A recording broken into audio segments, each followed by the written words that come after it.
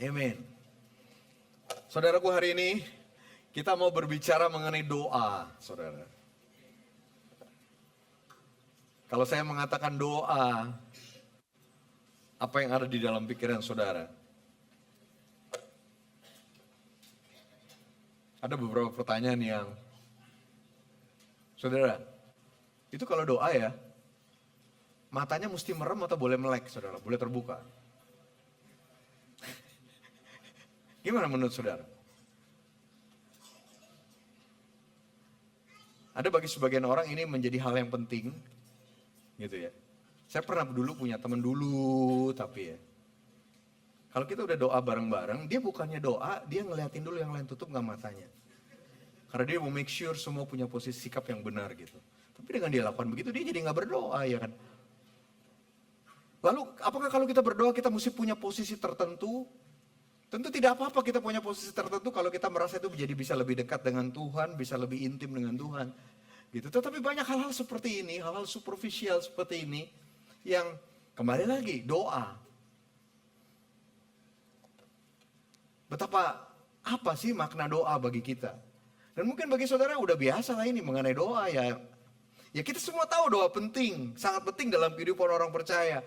Tetapi saudara, saya ingin memulai dengan mengatakan doa itu bukan sekedar aturan, saudara. Doa itu bukan cuma sekedar kewajiban. Doa itu bukan cuma sekedar rutinitas karena kita orang Kristen. Tetapi doa adalah sarana komunikasi kita dengan Tuhan. Amin. Tahukah saudara? Oh, dulu waktu saya kecil ada lagu judulnya Dia Hanya Sejauh Doa. Ada nggak yang tahu lagu itu? Kalau saudara tahu lagu itu, saudara seangkatan dengan saya. Haleluya. Yang mengingatkan saya bahwa sebetulnya saudaraku, doa menyadarkan kita bahwa dia itu dekat. Dia cuma sejauh doa. Dia ada di dalam jangkauan kita. Begitu. Bahwa dia menyertai kita. Gitu. Dan itulah sesungguhnya. Itulah kenapa pentingnya kita membangun kehidupan doa sebagai hubungan pribadi kita dengan Tuhan. Waktu saudara terus membangun hubungan pribadi saudara dengan Tuhan, saudara akan merasakan dan mengalami bahwa dia memang dekat. Saudara akan merasakan dan mengalami bahwa dia itu real, nyata saudara. Kita punya Tuhan yang real. Ingat gak saudara bagaimana pertama kali hubungan Tuhan dengan manusia? Yesus datang ke dunia. Karena Yesus tidak mau jauh-jauh, jauh banget dia di surga. Lalu dia cuma melihat pergumulan kita di dunia. Bahkan dia bisa mengirim malaikatnya, dia bisa melakukan sesuatu untuk kebaikan umatnya. Tapi enggak, hatinya adalah dia turun ke dunia. Untuk bisa hidup bersama-sama dengan saudara. Doa membuat semua ini terjadi saudara. Yeremia 33 ayat 3. Firman Tuhan katakan begini, berserulah kepadaku, maka aku akan menjawab engkau. Berserulah kepada Tuhan, dan Tuhan akan menjawab seruan kita. Dan bukan cuma menjawab seruan kita. Dilanjutkan, begini ya, berserulah kepadaku, maka aku akan menjawab engkau, satu.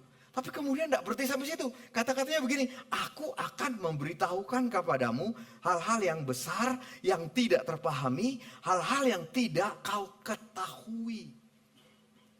Bukan cuma sekedar menjawab, saudaraku. Ada waktu-waktu di dalam kehidupan saya, di mana masalah itu kayaknya besar banget gitu ya. Jadi yang saya lihat di depan itu hitam, gelap, kabut gitu ya. Ini gimana gitu ya.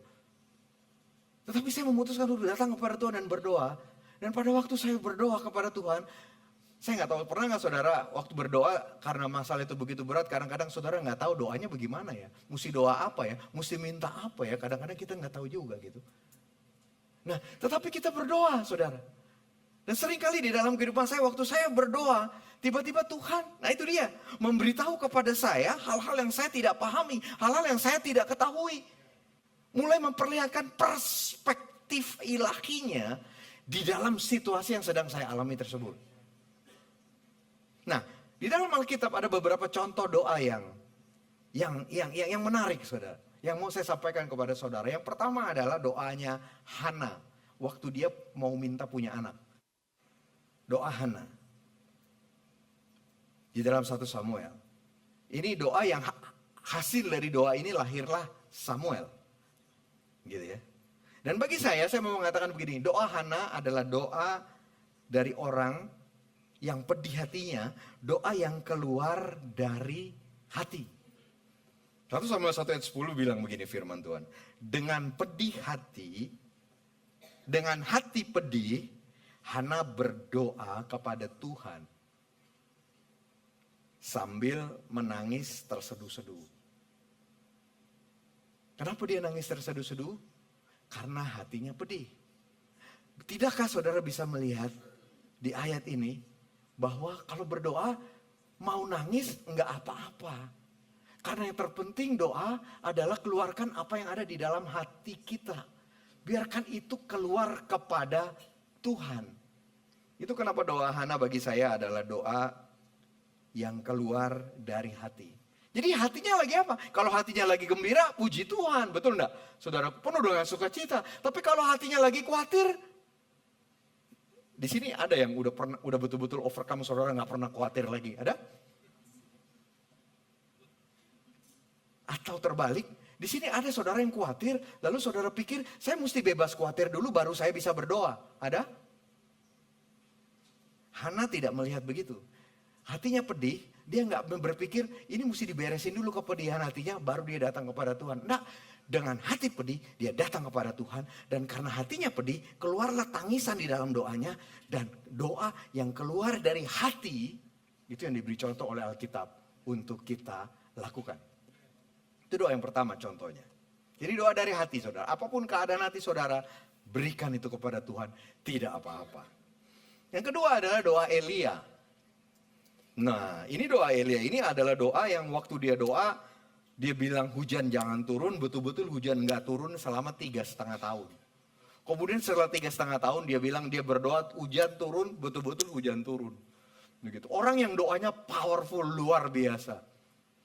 Tetapi yang Alkitab katakan mengenai Elia yang berdoa ini, doa Elia adalah doa manusia biasa. Bukan manusia super, bukan manusia spesial, bukan manusia yang sangat rohani. Manusia biasa. Yakobus 5 ayat 17. Langsung awalnya begitu. Baru dikasih lihat apa yang didoakan gitu ya. Elia adalah manusia biasa sama seperti kita. Manusia biasa sama seperti kita. Sama seperti saudara dan saya. Cuma bedanya, kalau mau dibikin beda ya. Bedanya ini. Ia telah apa? Bersungguh-sungguh berdoa. Nah mungkin ini yang jadi beda. Manusia biasanya sama, tapi apakah saudara juga bersungguh-sungguh dalam berdoa seperti Elia berdoa? Bersungguh-sungguh berdoa. Kira-kira apa ya maknanya? Buat saya sesederhana, berdoa dengan tekad, berdoa dengan ketekunan, berdoa dengan iman, percaya kepada Tuhan. Bukan cuma sekedar formalitas. Bukan cuma saya punya masalah, saya tahu saya harus bawa kepada Tuhan. Bukan cuma itu, tapi betul-betul sungguh-sungguh dia bawa itu ke dalam doa. Dan tadi dikatakan, ia telah bersungguh-sungguh berdoa supaya hujan jangan turun. Dan hujan pun tidak turun di bumi selama 3 tahun dan 6 bulan. Lalu ia berdoa lagi, dan langit menurunkan hujan dan bumi pun mengeluarkan buahnya. Luar biasa nggak saudara? Doa yang luar biasa yang dilakukan oleh manusia biasa, tapi yang berdoanya dengan sungguh-sungguh.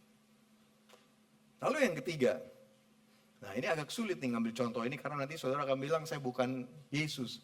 Tapi memang doa Yesus juga bisa jadi pelajaran buat kita. Karena doa Yesus bagi saya di Taman Getsemani adalah doa yang penuh dengan penyerahan diri kepada kehendak Allah. Kehendak Bapanya, Bapa kita. Doa yang penuh dengan penyerahan diri kepada kehendak Bapa.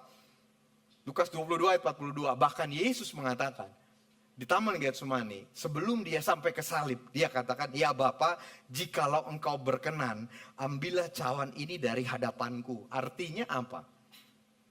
Artinya maunya Yesus apa? Nggak usah minum cawan penderitaan itu. Betul nggak? Nggak usah alami cawan penderitaan itu.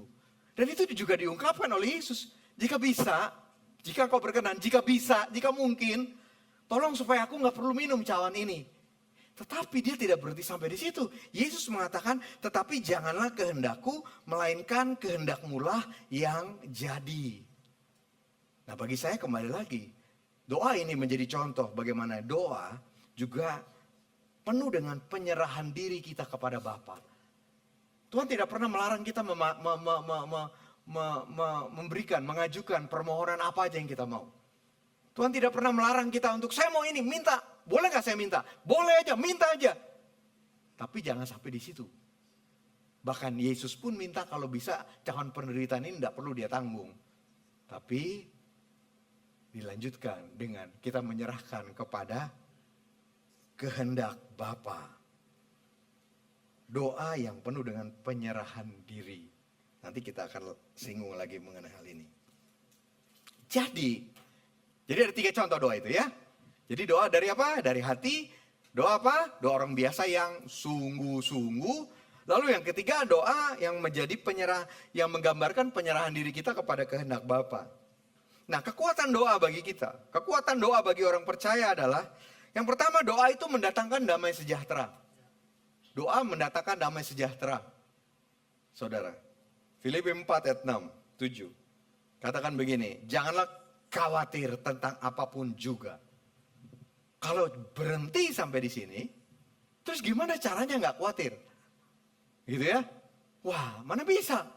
Gitu. Tapi ayatnya tidak berhenti sampai di sini. Ayatnya tidak berhenti cuma jangan khawatir. Tapi ayat ini kasih jalan keluar. Jadi kalau khawatir, gitu ya, dikatakan memang jangan khawatir tentang apapun juga. Tetapi, jadi dilanjutkan, kalau saudara khawatir, nyatakanlah dalam segala hal keinginanmu kepada Allah, dalam doa dan permohonan dengan ucapan syukur.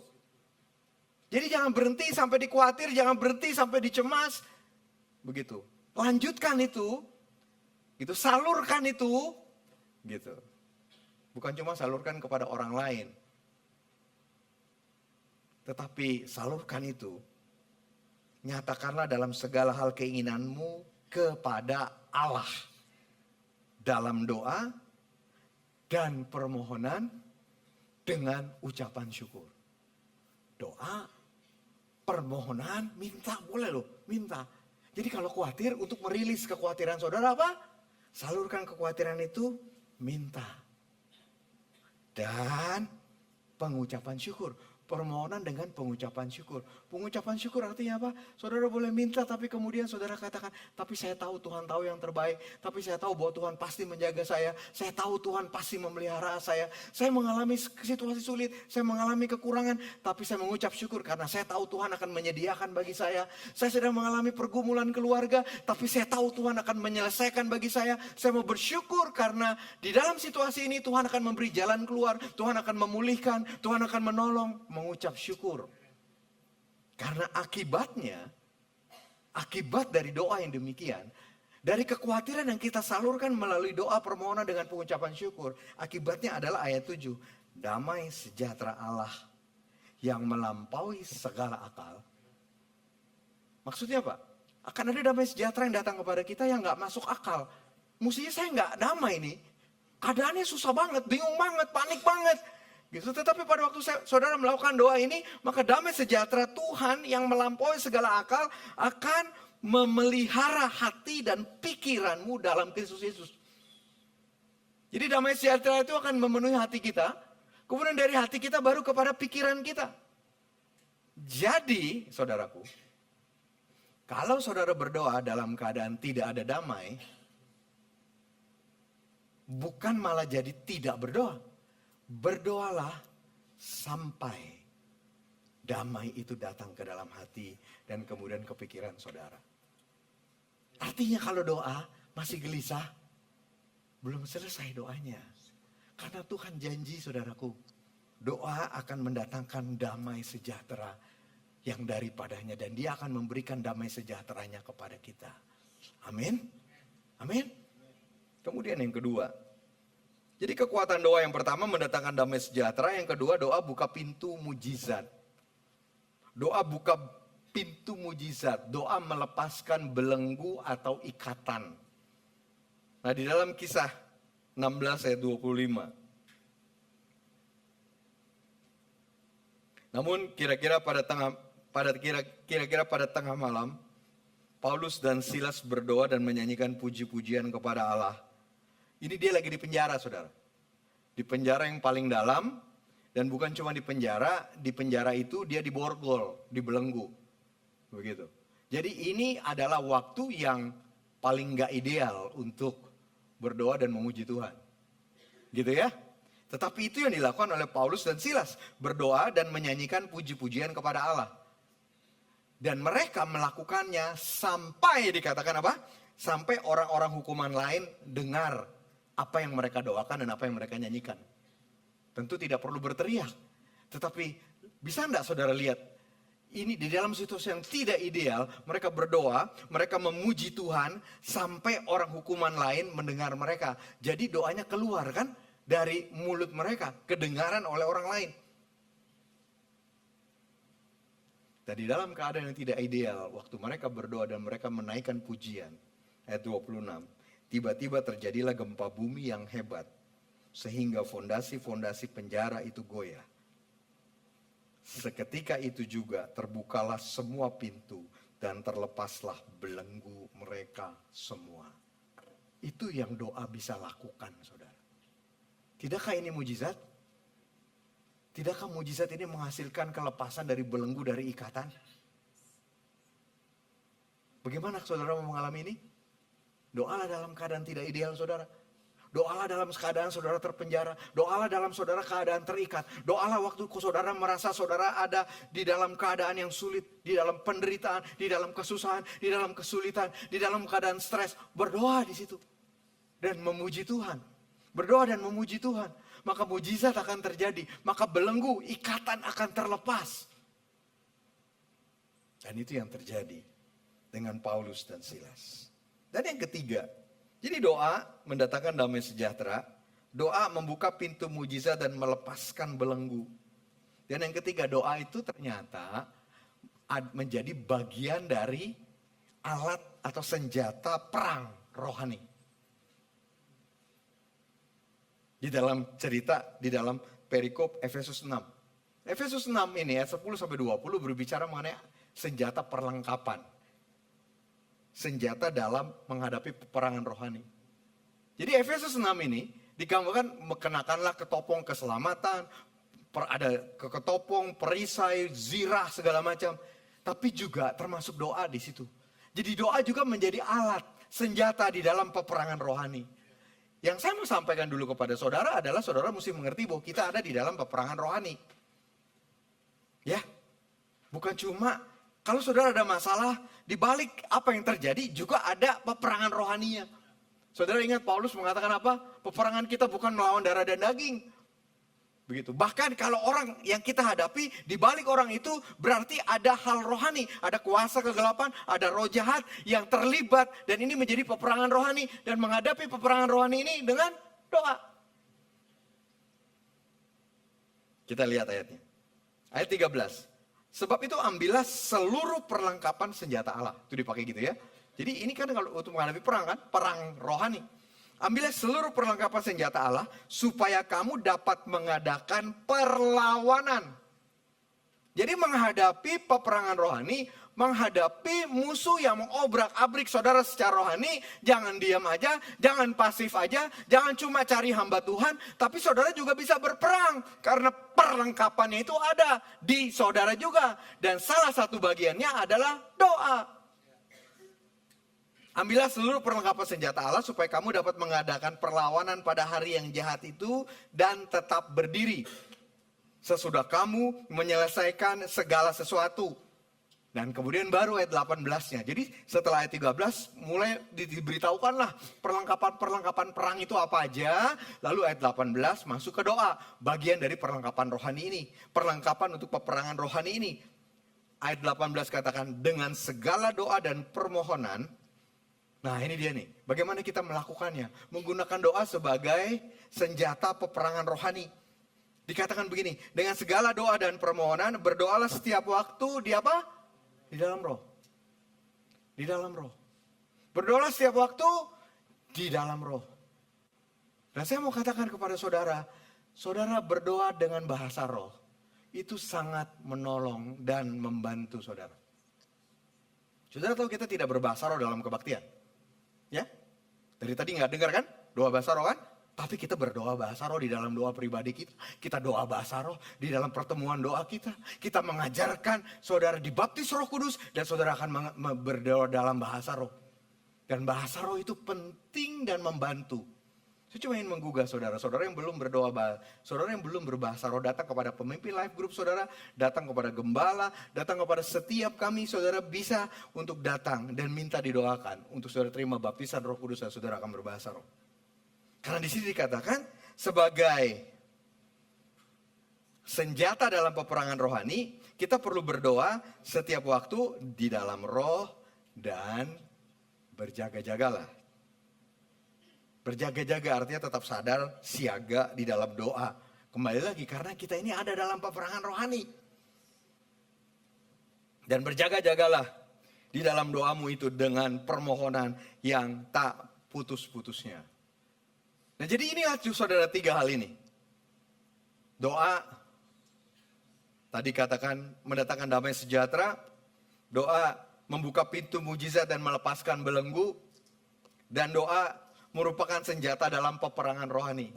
Siapa dari kita yang belum memanfaatkan doa sampai kepada hal seperti ini? Enggak apa-apa. Kalau belum, saudara lakukan.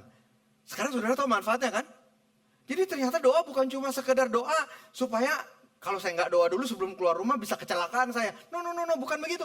Jadi bukan cuma sekedar doa kalau saya nggak keluar rumah nanti saya nggak diberkati. Bukan cuma seperti itu. Ada 3 hal ini yang menjadi manfaat yang bisa saudara alami waktu saudara berdoa.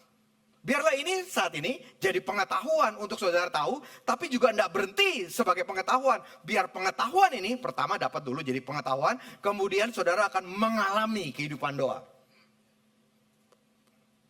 Nah, makanya kita masuk sekarang kepada cara berdoa yang efektif. Yang pertama doa yang efektif adalah berdoa dengan iman. Berdoa dengan iman. Artinya saudara percaya bahwa Tuhan yang saudara berdoa kepadanya dengar doa saudara. Artinya saudara percaya bahwa Tuhan yang saudara berdoa kepadanya bisa dan mau menjawab doa saudara. Itu berdoa dengan iman secara mudah. Nah ayat firman Tuhannya kita lihat Ibrani 11 ayat 6 katakan begini. Tanpa iman tidak mungkin orang berkenan kepada Allah. Jadi rupanya untuk berkenan kepada Allah bukan dengan melakukan hukum. Berkenan kepada Allah, gitu ya. Bukan dengan saya ikuti peraturan ini. Semua peraturan saya ikuti, maka saya berkenan kepada Allah. No, berkenan kepada Allah, iman, percaya. Berkenan kepada Allah, kita ikuti. Tanpa iman tidak mungkin orang berkenan kepada Allah. Sebab siapa yang datang kepada Allah, ia harus percaya bahwa Allah ada. Allah dengar, Allah hidup, Allah real. Siapa yang datang kepada Allah, ia harus percaya bahwa Allah ada dan bahwa Allah memberi upah kepada orang-orang yang sungguh-sungguh mencari Dia. Itu dia iman. Kalau saudara berdoa, saudara mesti percaya bahwa Allah akan memberi jawaban kepada doa saudara waktu saudara sungguh-sungguh mencari Dia. Itu kenapa doalah dengan iman. Berdoa dengan iman, ini akan membuat doa saudara efektif. Lalu yang kedua, berdoa dengan tekun. Makanya kita punya tagline adalah dari 3 hal ini. Yang pertama adalah berdoa dengan tekun. Berdoa dengan tekun itu artinya apa? Ya tekun, jangan berhenti terus. Begitu. Tadi Pak Petra sampaikan ini salah satu ayat yang paling pendek di Alkitab. 1 Tesalonika 5 ayat 17. Ayatnya cuma begini, tetaplah berdoa. Saudara hafal berapa ayat Alkitab? Ini yang paling, ayo hafal ini udah 1 loh tambahan saudara hafal. Bisa gak hafal ini? Bisa kan? Ayo hafalin aja mumpung cuma pendek begini saudara. 1 Tesalonika 5, nanti lupanya 1 Tesalonika berapa ya? 1 Tesalonika 5 ayat 17, ayatnya sesederhana, tetaplah berdoa. Nah, udah hafal kan? Pasti hafal, cuma begitu doang, tetaplah berdoa. Tetapi biarlah hafalan ini memotivasi saudara untuk saudara mengerti saya harus terus berdoa, saya harus terus berdoa. Nah gambaran berdoa dengan tekun buat saya adalah, saudara tahu banyak orang yang memparalelkan doa itu seperti bernapas. Ya, dan itu betul, doa itu seperti napas. Jadi berdoa dengan tekun, berdoa terus saja, tetap berdoa, terus berdoa. Sama seperti napas. Bagaimana saudara bisa nggak mau napas? Nggak bisa kan?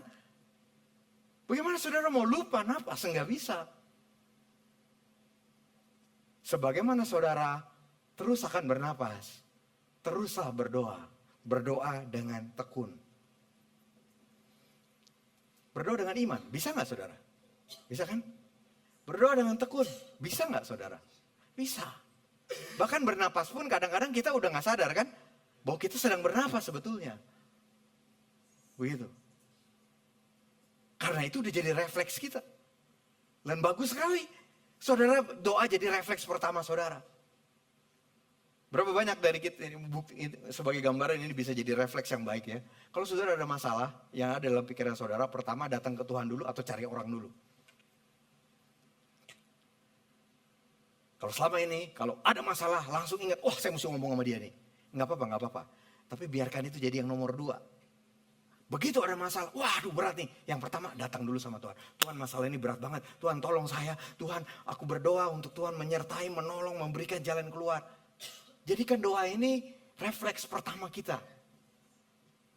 Itulah berdoa dengan tekun. Dan yang ketiga, berdoa sesuai dengan kehendak Tuhan. Berdoa sesuai dengan kehendak Tuhan. 1 Yohanes 5:14 katakan, inilah keberanian kita untuk datang kepadanya. Keberanian, berani kita datang kepadanya. Yaitu bahwa ia mengabulkan doa kita. Ia mengabulkan doa kita. Tapi ada syaratnya. Jika kita meminta sesuatu kepadanya menurut kehendaknya. Jadi pertanyaannya gimana caranya tahu doa saya sesuai dengan kehendak Tuhan atau enggak? Betul enggak saudara? Cara pertama yang paling mudah untuk saudara tahu sesuai dengan kehendak Tuhan adalah berdoalah dengan dalam bahasa roh. Karena waktu saudara berdoa dengan bahasa roh, firman Tuhan katakan, begini ya, saya baca ya, di dalam, nggak ada di sini, Roma 8 ayat 26. Nanti saudara buka, saudara baca sendiri. Roma 8 ayat 26. Demikian juga roh membantu kita dalam kelemahan kita. Sebab kita tidak tahu bagaimana sebenarnya harus berdoa. Tetapi roh sendiri berdoa untuk kita kepada Allah. Dikatakan gitu ya, roh sendiri berdoa untuk kita kepada Allah. Dengan keluhan-keluhan yang tidak terucapkan. Maksudnya dengan rintihan, desahan, ucapan yang nggak bisa diungkapkan dengan kata-kata manusia. Banyak kali di dalam kehidupan saya berada di dalam situasi ini saudara.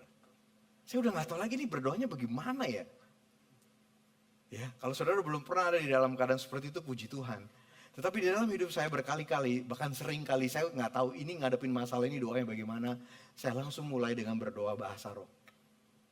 Dan saya tahu berdoa bahasa roh adalah Roh Kudus yang bekerja, Roh Kudus yang berdoa kepada Bapa di sorga. Dan walaupun saya tidak mengerti, Bapa di sorga mendengar. Dan saya tahu doa bahasa roh itu adalah doa yang sesuai dengan kehendak Bapa.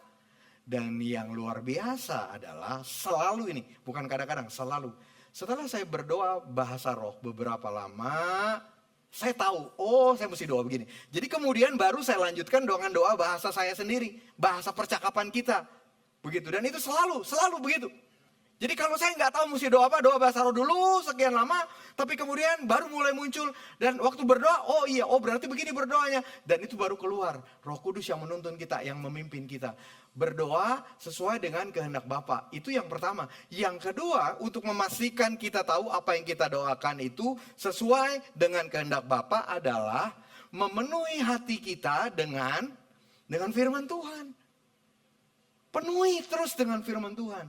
Penuhi dengan firman Tuhan. Pikiran kita, hati kita. Makanya baca, renungkan. Penuhi firman Tuhan. Kalau saudara punya hati dan pikiran penuh dengan firman Tuhan. Waktu saudara berdoa, saudara akan tahu ini sesuai dengan kehendak Bapa atau enggak. Saudara akan tahu. Begitu. Agak sulit saya memberi contohnya ya. Tapi kalau firman Tuhan udah menguasai saudara. Menguasai hidup saudara. Itu kenapa penting kita baca dan renungkan firman Tuhan. Saudara, firman Tuhan bukan jimat. Bukan. Ya, Alkitab itu bukan jimat. Tetapi isinya firman Tuhan itu perlu menguasai hati kita, menguasai pikiran kita. Itu menjadi benih kekal buat kita. Itu bisa menghasilkan buah-buah kehidupan yang keluar dari kita. Tetapi juga itu akan membuat kita waktu berdoa, kita tahu, kita punya discernment.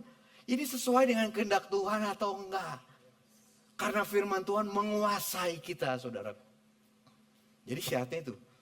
Untuk tahu doa ini sesuai kehendak Tuhan atau enggak. Dan kan tadi ayatnya sudah katakan, kalau doa sesuai kehendak Tuhan, Tuhan akan apa? Kabulkan. Wah. Tuhan akan apa? Kabulkan setiap doa saudara, yang penting sesuai kehendak Tuhan. Jadi kembali lagi, seringlah berdoa bahasa roh, dan penuhi hati dan pikiran saudara dengan firman Tuhan.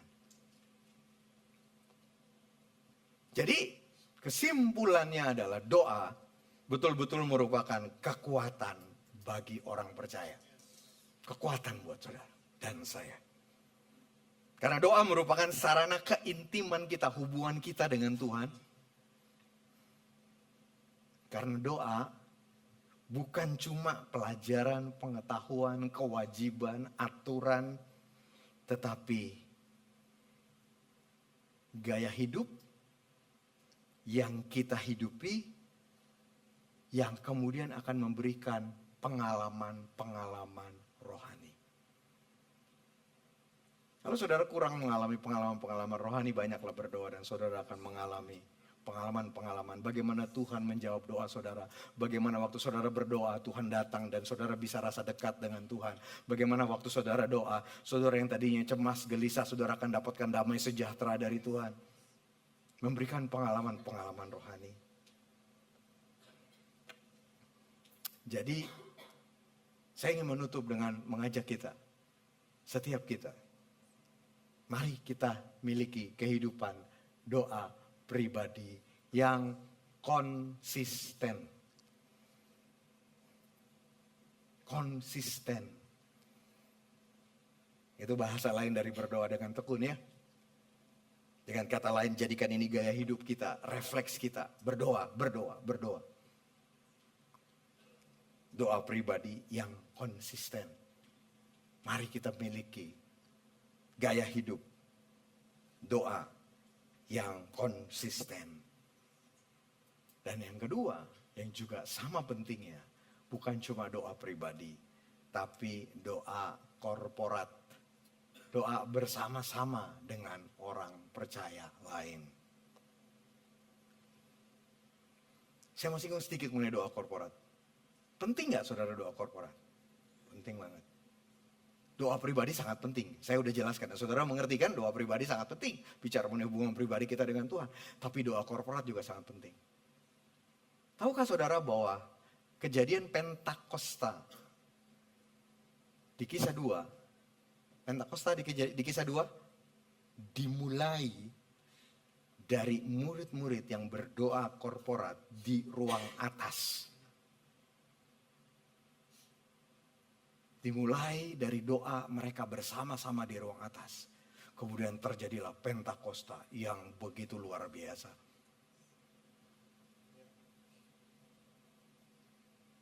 Kemudian doa korporat contoh yang kedua. Tadi saya sempat kasih contoh kepada saudara cerita mengenai doanya Paulus dan Silas di penjara. Itu kan doa pribadi kan? Dalam keadaan susah berdoalah. Gitu. Jadi nggak ada yang bisa menghalangi saudara berdoa. Bahkan saudara dibelenggu, saudara di penjara, nggak bisa keluar, tapi tetap bisa berdoa. Begitu kan, doa pribadi kan. Tapi Petrus mengalami doa yang beda. Tidak digambarkan bagaimana Petrus pada waktu itu, tetapi yang dikasih tahu waktu itu Petrus lagi tidur. Tapi dia di penjara juga, ini sama ceritanya. Petrus di penjara, dia lagi tidur. Tapi begitu banyak jemaat di luar secara korporat berdoa buat Petrus yang lagi tidur di penjara. Tiba-tiba pintu penjara terbuka. Petrus pikir dia dapat penglihatan, dia keluar. Ternyata enggak, betulan dia keluar. Dan dia keluar dari penjara bukan karena doa dia, tapi doa korporat yang jemaat sedang lakukan sehingga dia bisa keluar dari penjara.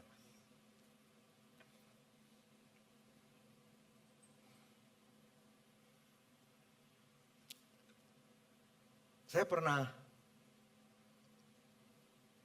Saudara, titik terendah iman saya adalah pada waktu saya kena COVID di ICU. Saya tahu, saya udah jelasin saudara, kita perlu doa dengan iman. Tapi ada satu momen di ICU, saya pikir di hari ke-7 kalau nggak salah. Karena sebelum saya pindah ke rumah sakit lain, hari ke-6 atau hari ke-7. Di titik terendah saya di ICU waktu saya kena COVID. Saya bilang, Tuhan, saya udah nyerah dah. Saya nggak punya iman Tuhan, saya sembuh.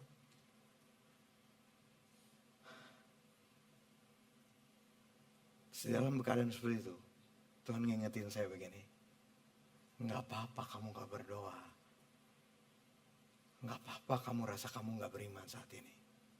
Tenang aja, tidur aja, istirahat aja. Begitu banyak orang di luar yang percayakan kesembuhan kamu dan sedang berdoa untuk kamu. Dan saya dengar doa mereka.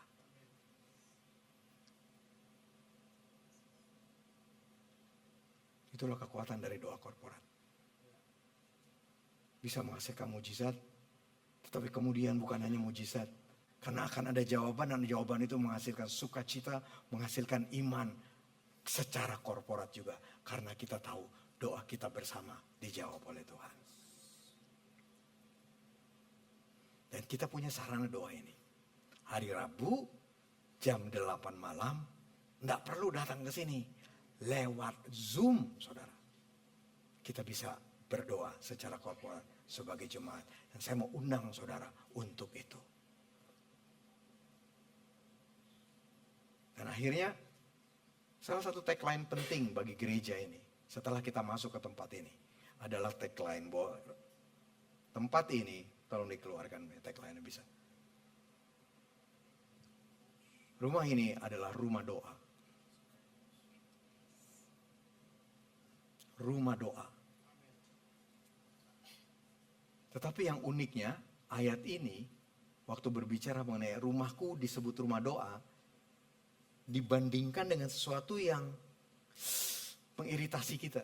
Karena Tuhan Yesus bilang, rumahku adalah rumah doa dan kamu menjadikannya sarang penyamun. Gedung ini, kita bisa pilih untuk jadi rumah doa korporat kita. Atau, jangan sampai ya, jadi sarang penyamun.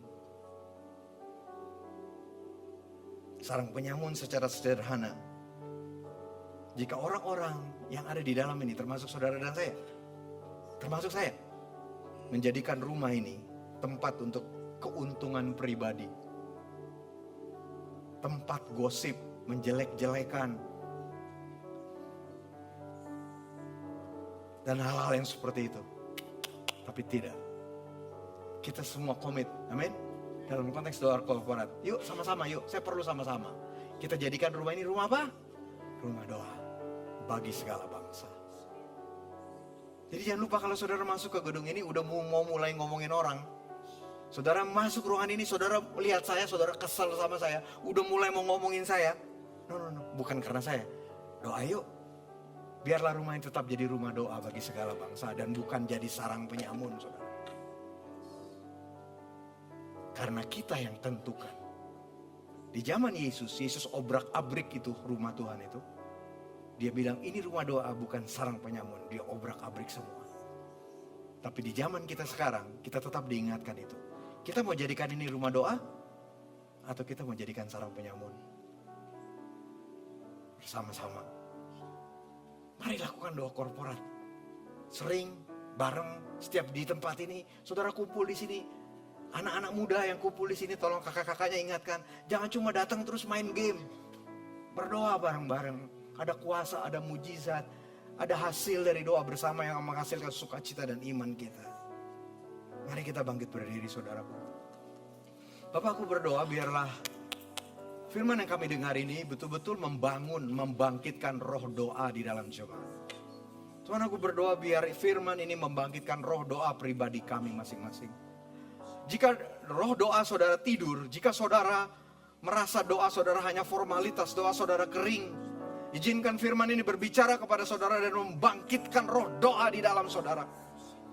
Tuhan, aku berdoa bangkitkan roh doa bagi setiap pribadi. Untuk kami secara pribadi mempunyai kehidupan doa yang dinamis, yang hidup, yang aktif. Di dalam nama Yesus aku mau declare, di dalam nama Tuhan Yesus, setiap kehidupan doa yang tidur, bangun, bangkit. Kami akan berdoa kepada Tuhan. Kami akan datang kepada Tuhan. Kami akan memberi waktu kami untuk kami menghampiri tahta kasih karunia itu dan mendapatkan pertolongan kami dari Tuhan.